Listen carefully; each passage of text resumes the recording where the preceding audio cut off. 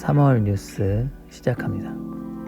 로버트 패틴슨 주연의 영화 더 배트맨 파트 2의 개봉일이 연기됐습니다. 원래 2025년 10월에 개봉될 예정이었지만 2026년 10월로 1년 연기됐습니다.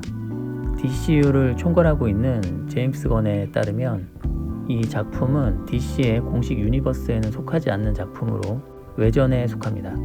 다행인 점은 더 배트맨과 같은 세계관을 가진 드라마 더 펭귄 시리즈는 올 가을 정상적으로 방영을 한다는 점입니다. 드라마 더 펭귄은 새로운 티저 예고편을 공개했으며 올가을 맥스를 통해 8부작으로 공개된다고 합니다. 맥스는 워너브라더스의 OTT 채널로 과거 HBO 맥스로 불렸었습니다. 같은 세계관인 만큼 이 작품도 DCU 외전에 속합니다. 더 배트맨 팬들에게는 기다림의 시간을 견딜 수 있는 좋은 징검다리 같은 작품이 될 것 같습니다. 자세한 소식은 더보기란에 링크와 연결된 기사와 예고편 영상을 참고해 주십시오. 시금치를 먹으면 괴력이 솟아난다는 독특한 설정의 고전 애니메이션 뽀빠이의 실사 영화화가 추진 중이라고 합니다. 현재 각색을 위한 스튜디오 파트너를 물색하고 있다고 하니 이제 기획 단계인 것 같습니다. 실제 제작으로 이어질지는 좀 더 지켜봐야겠습니다. 과거 돌아가신 로빈 윌리엄스 주연으로 한번 실사화된 적이 있다고 합니다. 탄생한 지 무려 95년이나 된 캐릭터가 실사 영화로 나올 수도 있다고 하니 신기해서 기사를 가져와 봤습니다. 팬들은 드웨인 존슨 같은 근육질의 남성이 주연을 맡았으면 하는 바람을 가지고 있다고 합니다. 어떻게 진행될지 계속 지켜보겠습니다. 관련 기사는 더보기란에 링크를 참고해 주십시오. 유럽 헝가리 부다페스트에 본사를 두고 있는 아이오나트 스튜디오가 미국 LA에 지사장을 선임하고 확장을 준비하고 있다고 합니다.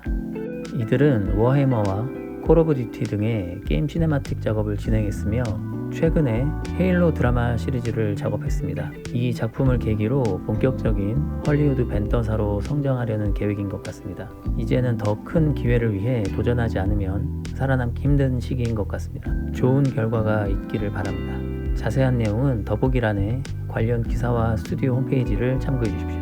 제96회 아카데미 시상식이 또다시 논란 속에서 끝났습니다. 혹시나 했는데 역시나네요.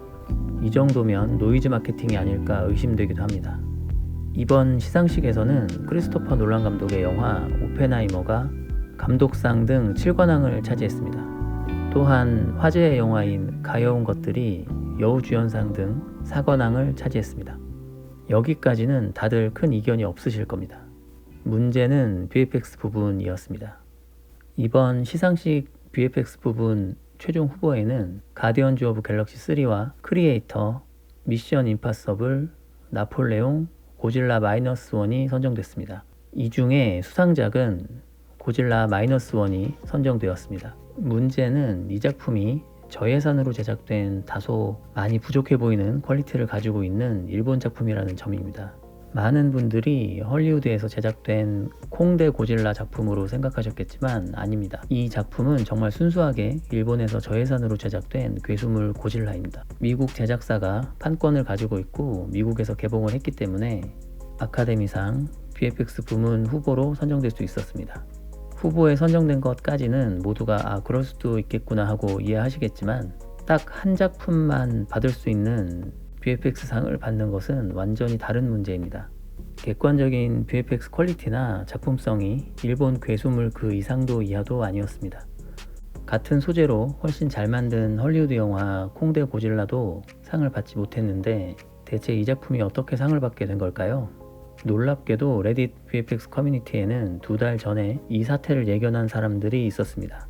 그들은 후보작에 엉뚱한 작품이 하나 섞여 있는 것을 발견하고 매우 수상하다며 의미와 이변을 좋아하는 아카데미가 엉뚱한 결정을 할 수도 있다는 예측을 했었습니다. 이번 사태를 예견했던 레딧 커뮤니티의 다양한 의견들 중에 타당해 보이는 의견들이 보여서 소개해 보겠습니다. 일단 아카데미상을 선정하는 심사위원들은 주로 영화인들이 많다고 합니다. 때문에 연기상이나 작품상 등의 선정은 잘할 수 있지만 다른 분야의 수상작 선정은 다소 이상할 수 있다는 것입니다. 하지만 역대 VFX 부문 수상작들 중에 정말 이상한 결정이라고 생각되는 작품이 거의 없기 때문에 이번 결정은 유독 이상하게 보일 수밖에 없습니다. 또 다른 의견으로는 아카데미상은 어디까지나 영화인들의 행사이고 그들의 이익을 대변하기 때문에 매우 적은 인원으로 대규모 VFX 씬을 완성해낸 영화에게 상을 줘서 헐리우드 VFX 제작사들에게 더 저렴하게 VFX 작업을 하라는 압박을 한 것으로 보인다는 의견도 있습니다. 고질라 -1은 고작 40명 전후의 인력으로 VFX 작업을 진행했으며 예산도 매우 저렴합니다.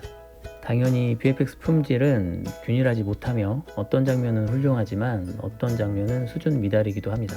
하지만 이렇게 적은 인원과 예산으로도 이런 괴수 영화를 만들 수 있다는 점을 강조하고 싶었던 것일 수도 있을 것 같습니다.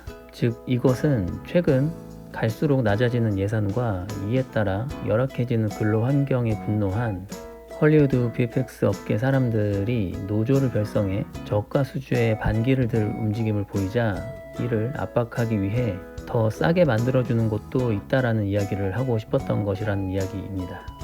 하지만 만약 진짜 헐리우드 괴수 영화가 일본 괴수 영화와 같은 퀄리티로 나온다면 과연 제작자와 감독이 그것을 인정하고 관객들이 그 영화를 보러 갈까요? 글쎄요, 전 전혀 아니라고 생각합니다.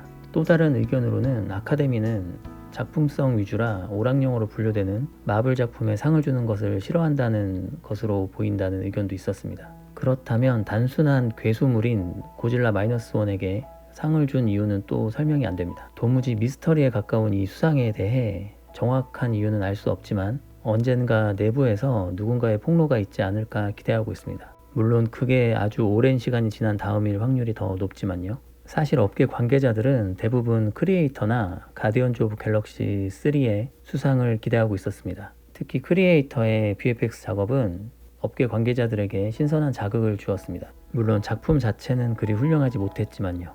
가디언즈 오브 갤럭시 3편의 경우도 VFX 역사에 남을 것 같다는 매우 인상적인 복도 전투씬이 있었습니다. 이번에 수상을 하지 못해 아쉽게 됐지만 다행히도 업계 전문가들이 선정하는 시상식이 있습니다. 시각효과협회에서 매년 시상식을 개최합니다. 지난 2월 21일 올해로 22회째인 이 시상식에서 영화 부문은 크리에이터가 최우수상을 수상했으며 애니메이션 부문은 스파이더맨 2편 어크로스 더 스파이더버스가 수상했습니다.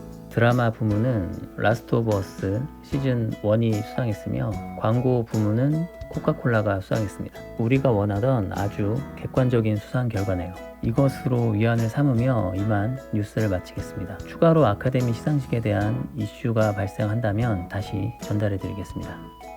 그들만의 로컬 시상식 때문에 쓸데없이 생각이 많아졌던 한 달이었습니다. 어떤 부분 때문인지는 모르겠지만 지난달 뉴스가 평소보다 높은 조회수를 기록했고 덕분에 구독자분들이 많이 늘었습니다. 많이 부족한 영상 봐주시고 구독해주시고 손수 좋아요까지 눌러주시는 분들께 고개 숙여 감사 인사드립니다. 본업이 있다 보니 더 정성 들여 만들지 못하는 점 항상 죄송하게 생각합니다. AI 관련 뉴스는 계속 수집하고 있는데 워낙 빠르게 다양하게 쏟아져서 한참 더 지켜봐야 될 것 같습니다. AI 홍보를 위해 헐리우드 영화에 쓰이게 하기 위해서 헐리우드 제작사들과 접촉하고 있는 AI 개발사도 있다고 합니다. 반면 광고 제작에 AI를 사용했던 제작자분은 생각보다 인력과 시간이 많이 소요된다며 어려움을 이야기했다는 뉴스도 있었습니다. 조금 더 시간이 지난 뒤에 종합해서 다시 영상을 제작해 보겠습니다. 그럼 즐거운 한 달 되시고 저는 다음에 뵙겠습니다.